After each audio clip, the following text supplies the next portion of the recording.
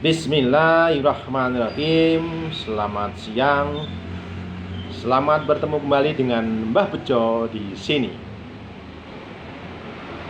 Seperti yang sudah kami sampaikan di video-video sebelumnya tentang bagaimana kita itu memulai suatu bisnis atau wirausaha. Nah, di sini Mbah Bejo akan sedikit memberi ulasan tentang jenis-jenis rezeki. Dari beberapa literatur yang saya baca, rezeki itu ada 8 jenis. Tetapi agar sahabat-sahabat yang luar biasa bisa cepat memahami, ya, akan saya coba menyimpulkan dari 8 rezeki itu menjadi 3 jenis rezeki saja. Rezeki yang pertama adalah rezeki yang dijatah. Kemudian rezeki yang kedua adalah rezeki yang digantung. Kemudian rezeki yang ketiga adalah rezeki yang dijanjikan. Mulai yang pertama dulu. Rezeki yang dijatah. Dari kata jatah. Ya, kalau jatah itu ya berarti sudah pasti ada, sudah dijatah. Ya. Kalau kita setiap bulan itu udah dijatah uang saku sekian, ya mau tidak mau ya kita harus menerima jatah itu sebulan, ya segitu itu, tidak kurang dan tidak lebih. Kita ambil contoh saat kita itu masih sekolah dulu, ya. Kita biasa diberi jatah oleh orang tua kita uang saku. Misalnya jatah uang sakunya 1.000. Ya orang tua kita akan memberi jatah uang saku kepada kita ya 1.000 setiap hari. Dan pasti, tetapi tidak kurang dan tidak lebih. Ya itu saja. Ya. Namanya jatah ya. Ya wes. Nah, kita berkeyakinan bahwa kita hidup di dunia itu, kita itu sudah berikan jatah rezeki oleh Yang Maha Kuasa. Tidak usah mencari saja, kita udah ada jatahnya. Itu pasti. Bahkan pernah ada sejarah, ada seseorang yang ingin membuktikan bahwa apakah benar manusia hidup itu rezekinya sudah dijatah. Mereka pergi ke hutan belantara dan menginap di salah satu gua yang sepi, tidak ada pengunjung. Ya, dalam hatinya dia itu berkata, apakah benar saya masih dapat jatah rezeki sedangkan di sini tidak ada siapa-siapa. Akan tetapi ternyata ada salah satu rombongan yang tersesat di hutan itu. Kemudian mereka menginap di gua yang mana orang yang ingin membuktikan rezeki tadi berada di situ. Nah, di situ terjadi pertemuan. Akhirnya bekal si musafir tadi, rombongan tadi dibuka di situ. Ya, yang ingin membuktikan bahwa apakah dia masih dapat rezeki atau tidak, sedangkan dia di tengah hutan, di gua. Ya akhirnya ikut menikmati juga rezeki yang dibawa oleh rombongan yang tersesat tadi. Itu membuktikan bahwa rezeki yang dijatah itu memang benar-benar ada dan memang benar-benar dijatah. Tetapi jatahnya ya hanya cukup untuk hidup. Jadi pasti ada. Kemudian yang kedua, ada juga yang mengatakan di suatu tempat. Kita ambil contoh, kemarin saya pernah mengalami kejadian, ada sebuah kecelakaan. Kemudian kecelakaan sepeda motor, pengendara motornya itu luka parah. Ada seseorang yang ingin memberikan minuman atau makanan kepada si orang yang kecelakaan tadi. Ada seseorang yang mengatakan, jangan dikasih makanan atau minuman sebelum orang yang kecelakaan itu mendapatkan pertolongan kesehatan. Kenapa harus begitu? Ternyata mereka meyakini bahwa jangan-jangan minuman atau makanan yang dikasihkan kepada yang kecelakaan tadi adalah rezeki yang terakhir. Nah, karena dia yakin seperti itu, dikhawatirkan nanti kalau dia udah menghabiskan rezeki yang terakhir, jatah rezeki yang terakhir, yang kecelakaan tadi dikhawatirkan akan meninggal dunia di lokasi kecelakaan. Tetapi apakah itu secara medis benar atau tidak, ya kita tidak tahu. Tetapi itu ada di sekitar kita, ada, dan itu sering dilakukan. Itu rezeki yang dijatah. Kemudian yang kedua adalah rezeki yang digantung. Digantung itu kan sesuatu yang diganduli di atas, mesti di atas, digantung. Jadi Tuhan yang Maha Esa itu memberikan rezeki dengan cara bermacam-macam. Sudah dijatah, tetapi ada rezeki yang digantung. Nah, kalau yang digantung otomatis kan kita untuk mendapatkan rezeki itu kan kita harus melakukan sesuatu. Kita ambil contoh. Kita diberi sesuatu hadiah, tetapi hadiah itu digantung di atas plafon. Tentu agar kita mendapatkan hadiah tersebut, kita harus melakukan suatu usaha.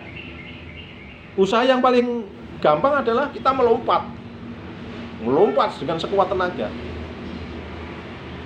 menggunakan seluruh tenaga kita, melompat setinggi-tingginya agar memperoleh hadiah tersebut.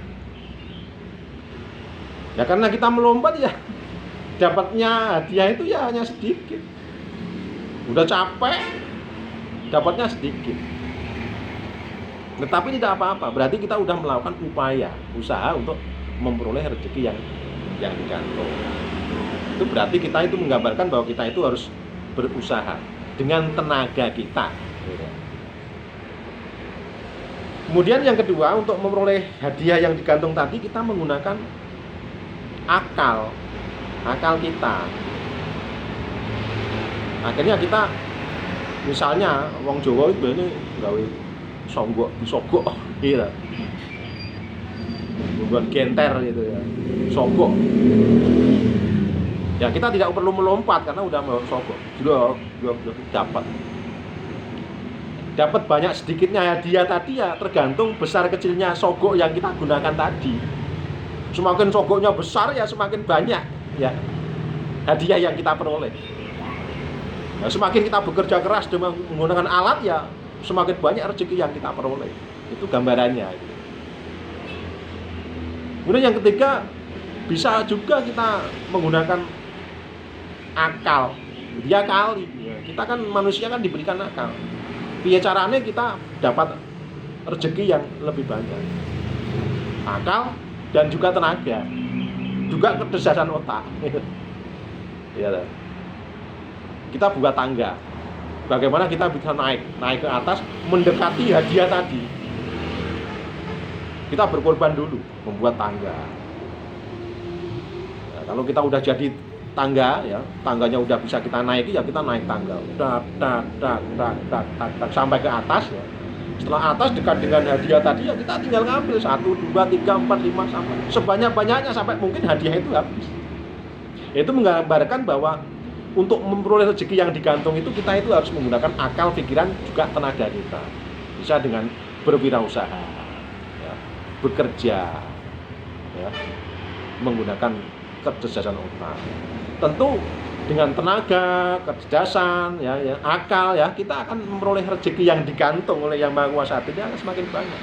Semakin akal kita itu bagus, semakin kita itu cerdas, semakin tenaga kita itu bagus, ya semakin banyak ya rezeki yang kita peroleh. Ya, makanya kita harus berusaha untuk memperoleh rezeki yang digantung tadi. Kalau kita hanya mengandalkan rezeki yang dijatah, ya namanya juga jatah, ya itu saja. Kita untuk memperoleh lebih baik, lebih banyak rezeki, ya kita harus berusaha dengan berbagai macam cara. Nah, kemudian rezeki yang ketiga adalah rezeki yang dijanjikan, ya. Bahwa Tuhan Yang Maha Esa itu sudah menjanjikan kepada makhluknya, terutama manusia, itu siapapun yang menafkahkan rezeki ke jalan kebenaran, Tuhan akan melipat gandakan rezeki itu. Jadi sapa wong sing menafkahkan rezekine kuwi ning dalan kebenaran. Dalan sing bener gitu.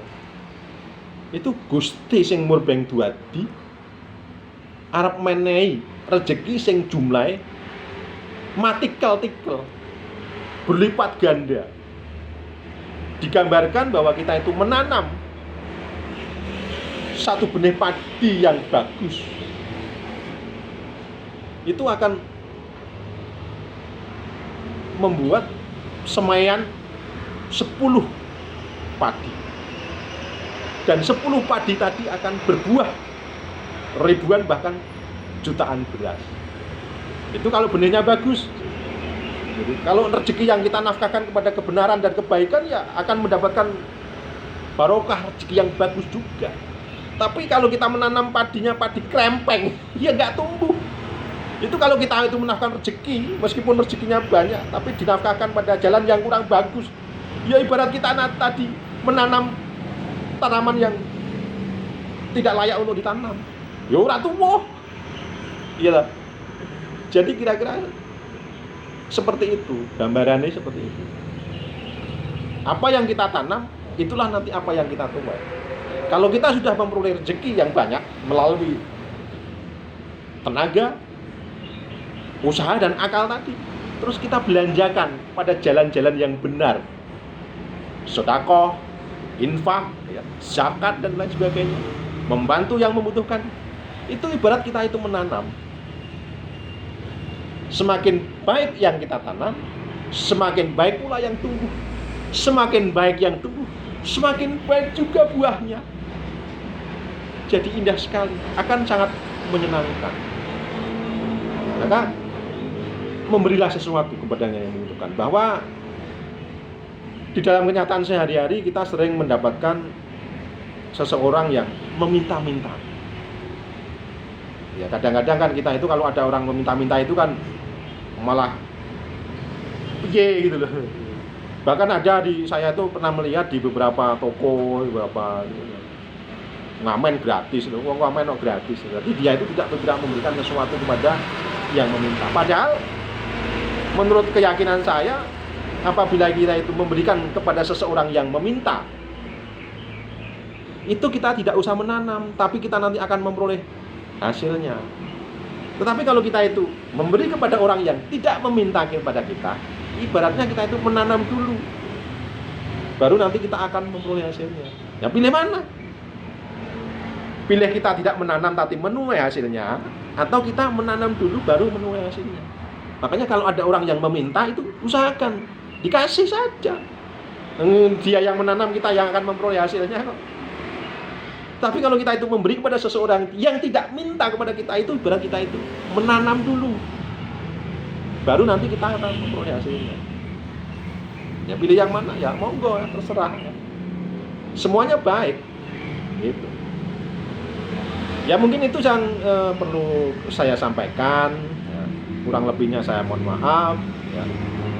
Apabila ada kalimat kata yang menyinggung, ya, yang kurang sopan, ya saya hanya manusia biasa yang berusaha untuk berbuat baik. Tapi kalau ternyata kurang baik, ya mohon dimaafkan. Gitu aja kok repot, ya toh? Penak toh? Iya toh? Iya. Ya, semoga apa yang kami sampaikan iso bermanfaat, iso mufangati tumrap anak putu putra wayah, ya. Sing penting do tumindak sing becik, ya. Ora usah aneh-aneh, ora usah neko-neko. Ya toh. Wis, ngono wae cukup. Mbah Bejo pancen. Oh iya, salam sukses untuk Anda.